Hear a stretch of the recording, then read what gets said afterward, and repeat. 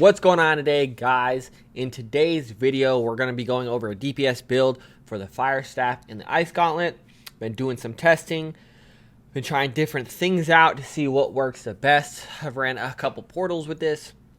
I'm level 66 portals, along with doing some solo missions to kind of see how it holds up when you're running around doing quests and story missions by yourself. Be sure to make sure you like, comment, and subscribe down below. It will help the channel out grow so I can do more content like this, and we'll be doing a lot more build videos here in the future and kind of make sure that we keep up to date with the most best builds all across between DPS, tank, heals, all that sorts of stuff on the channel. So make sure, again, like, comment, subscribe. Tell me what kind of builds you guys are running down there, or if there's something that you would like to see me break down and kind of give my point of view on. So without further ado, let's hop into this video and show you what I got for you guys. Alright guys, let's take a second to talk about this build before we hop into breaking it down. This is a caster DPS class, so you got to make sure that there's a lot of distance between you and your enemies.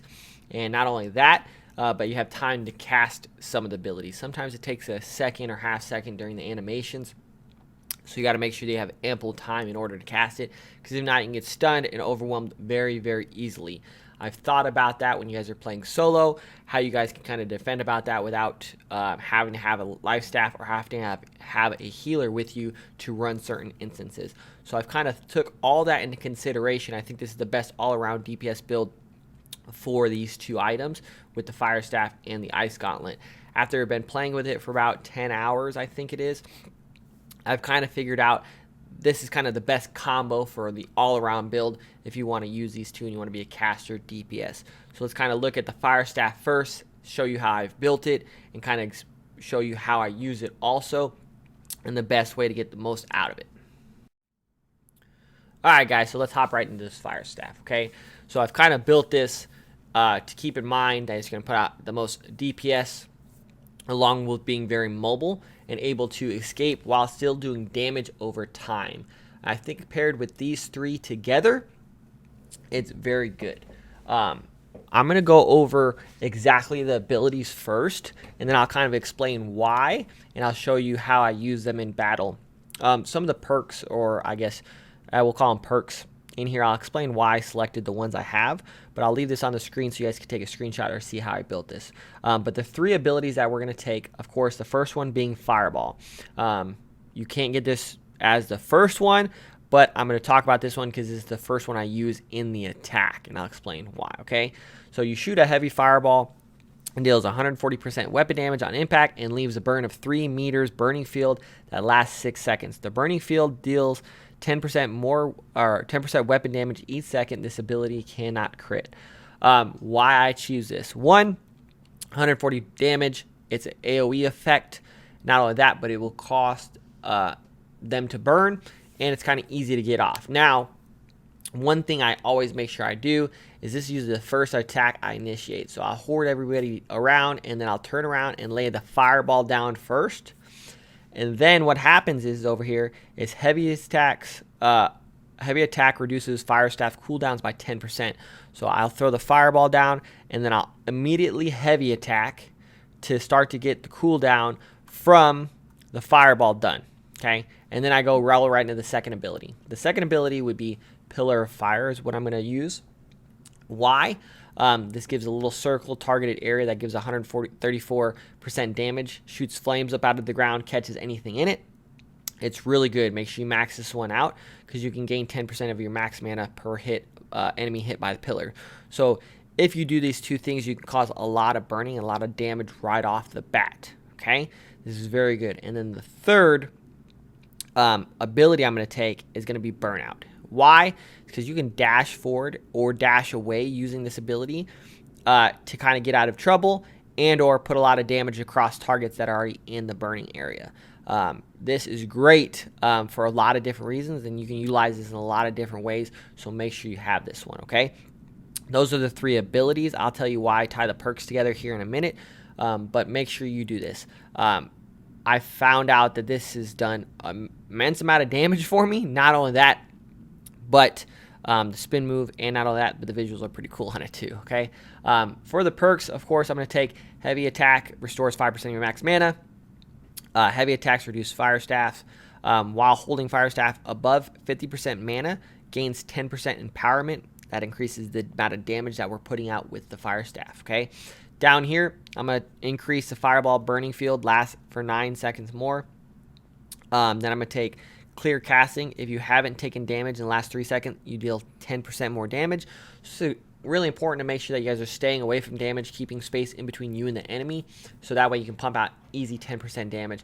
And a lot of times this is pretty easy to obtain when you're a caster, because you usually have a tank with you and they're usually got the aggro. So as long as you're staying out of the way, you can keep this 10% damage buff pretty much the whole time you're attacking, which is really nice. Your staff fire abilities gain an extra 15% for a critical strike. This is very important. Again, with crits, with the fire, with Pillar of Fire, you can hit criticals, and or Burnout is another one that you can hit criticals. So it's pretty cool to have this one. And of course, hitting crits are a better chance for you.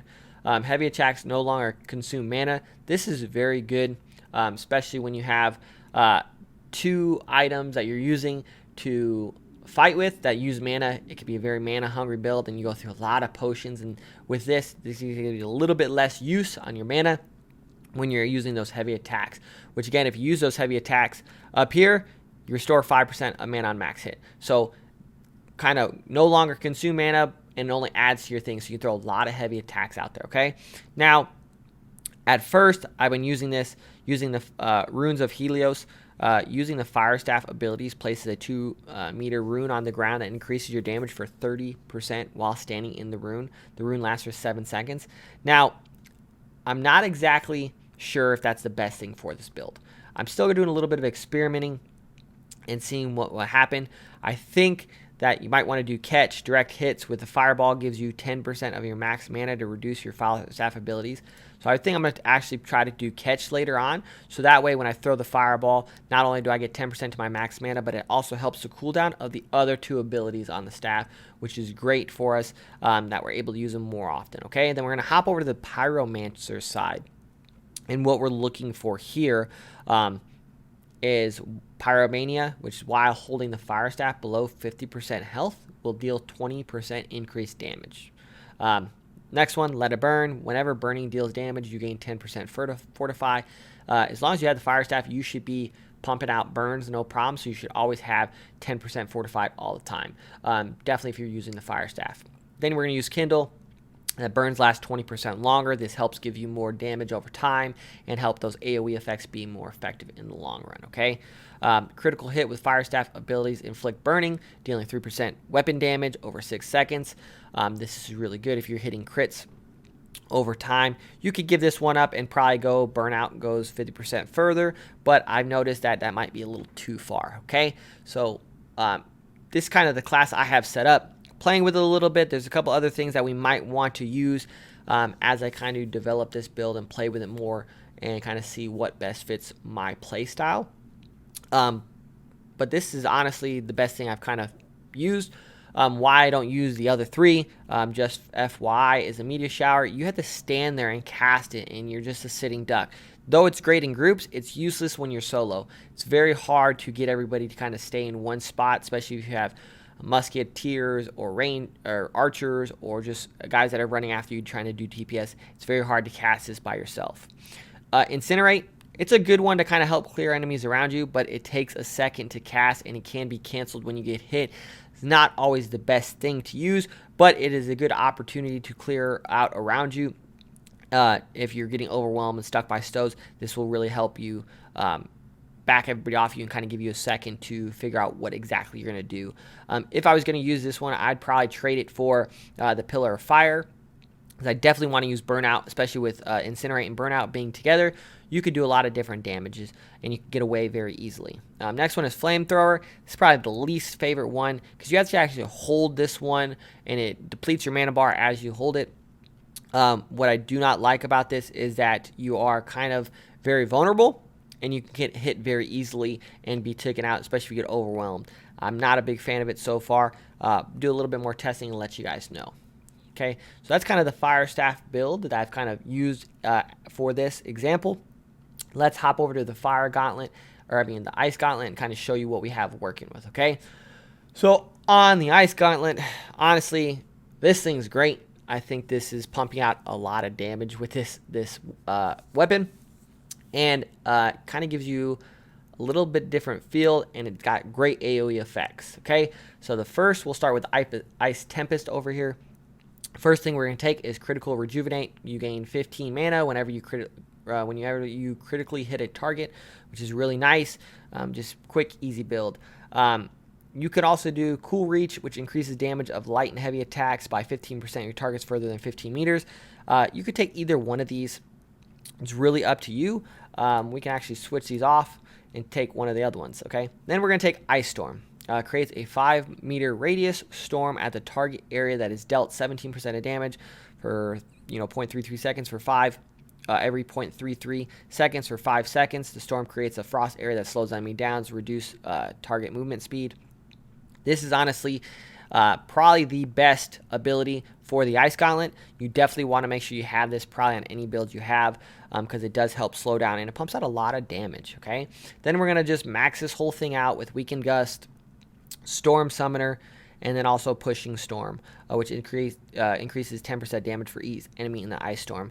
So I'll show you the gameplay I use in a second to show you exactly how I use this for the Ice Gauntlet, and show you how I get the most amount of damage out of it, okay? On this side, on the next perk, we're definitely going to take Ice Shower. This is another great perk that is used on the Ice Gauntlet. Kind of throws a shower wall of ice raining down that does damage, and also gives them frostbite and roots the enemy down, so that way they're dodging and their movement slowed by 50% for 3 seconds after exiting the shower. Make sure we max that all the way out. It's very key, okay? And then the third one is going to be Entombed. This is your defense strategy. This is what's going to get you out of trouble, or get you a minute to buy yourself some time for a potion to cool down, or if you run out of mana or anything like that. This is key. You have to have this one, especially if you're running solo. In a group build, you probably don't need this as much, and you probably trade it for something else, but running solo, I found that this has been very helpful for me when I get in a tricky situation or I get stuck or something like this. You launch this and it entombs yourself into an ice block, and it's got a certain amount of health, which will give you about 10 seconds inside this ice tomb where you can't be damaged. So it's very, very helpful in those tight situations where you kind of get in a pitch that you're getting overwhelmed. You got to throw the tomb up, gives you a second. Your health potion comes down to cooldown. When that happens, you break out of the tomb. You can hit your health potion. You can dash away. You can also switch to the Fire Staff and use Ignite, or the charging effect, where you can get away from the enemies while leaving a burning trail. So it's very key to have this portion of it, okay? It saved me more than once, and I'm definitely going to make sure I keep this on every single build, especially if I'm running solo, because it saved me so many times. Now, some of the perks, I know I've kind of already went over the Rejuvenate, but Gathering Storm give you 15 mana whenever you hit consecutive 3 light attacks. This is something I do when the ice storm's happening. I kind of like to throw fire attacks or ice attacks in there to kind of make sure I have more mana, because it's a very mana hungry build, so we want to make sure that we relieve some of the pressure. This increases critical chance by 15% when hitting enemies in a frosted area. So of course, when we throw down the ice shower, not only that, but then the ice storm, this will kind of give us a chance to hit 15% more critical on enemies, because they're all going to be in that frosted area. And then we're going to have Heavy Freeze. Heavy attacks will root in target if they are standing in the ice storm and have frostbite. Roots will last 1 second and has 5 seconds of cooldown. Another great thing to use. You could probably use this somewhere else in some of the other effects, which I'll probably take this off and put down Cold Reach, just because I'm not always using heavy attacks when these guys are rooted or frostbite. You can put that in the build, but I don't. So I could kind of use this Cold Reach better than that one. Just the fact that you can shoot from a distance, you can get 15% more of damage from 15 meters out. On the right side, increase movement speed by 10% in frosted areas. So of course, your enemies are slowed, you're sped up. So what that means is that you can hop around and get away from damage more often than not and be unscathed. Down here, gain 3 mana for each spell cast while in a frosted area. while you're in the ice storm or in the ice shower. You can use this, and it kind of just keeps up your mana. Slows enemies, Frozen Touch slows enemies by 25% for 2 seconds. This is a must-have, especially if you're doing hordes of areas. You need the time to think, need the time to get cast off in order to pump out DPS. This is a must-have for me in this class. Refreshing Frost reduces cooldown of all Ice Gauntlet abilities by 20% when casting an ability in the frosted area. So just make sure that you're inside this ice storm and you get all these perks. Defiant Freeze, casting an Ice Gauntlet ability, creates an ice hardening layer, granted 20% fortify for 2 seconds. Of course, more damage, which I'll show you why we want to have that with this build, especially tying it together with the fire staff to show you exactly how it all ties together. Okay, guys? So let me kind of hop over to some gameplay and show you exactly how I tie all of this together for a massive DPS build and something that you can use solo or in groups. Alright, guys, so I'm going to show you exactly how I pair these two together to kind of get the most amount of DPS with them. So I always use the the Ice Gauntlet to start off. I'll run around, mob them all together, so I get a lot of area of effect. Then what I do here is I throw down a wall of ice to slow them down, along with casting the ice storm to entrap them in there. Then I'll switch to my fire staff and I'll throw down the fireball immediately. Along with that, then I'll dodge to make sure I have all my buffs, and I will throw a heavy attack to get my cooldowns down. And then what I'll do is use the Ring of Fire as a targeted attack on the enemies. This gives me a fire burn and ice, the freeze effect on enemies, so I'm getting double damage and double AoE effects. And then not only that, as they're kind of starting to come towards me, I'll use the rush attack to power through them to make sure I have a burning effect. Not only that, but I can also escape and turn around and kind of reset, or into myself to make sure I'm protected, or if I need a second to cool down, or if I need a potion, I can take it, or if I need to take a mana potion to recover my mana, or if I just need to get away. So that's kind of why I kind of set this up together and how I get the most amount out of it. It's worked for me so far. It's actually been very, very nice to exactly how I kind of do things. And when you're running solo, it kind of gives you enough area and enough time to pump out plenty of damage across multiple enemies.